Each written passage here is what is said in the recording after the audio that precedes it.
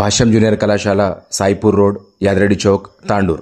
అన్ని సౌకర్యాలతో కూడుకొని సువిశాలమైన భవనం, ఆహ్లాదకరమైన వాతావరణంలో అనుభవం, అంకితభావం గల అధ్యాపకులచే విద్యాబోధన, నీట్, ఐఐటి, ఈఏపీ సెట్ కొరకు ప్రత్యేకమైన Sankalp batch, NDA, CA CPT orientation coaching, సాధారణ విద్యార్థులతో అసాధారణ ఫలితాలు సాధిస్తున్న ఏకైక కళాశాల Bhashyam. Choose Bhashyam for your child's bright future. Bhashyam, the achievers choice.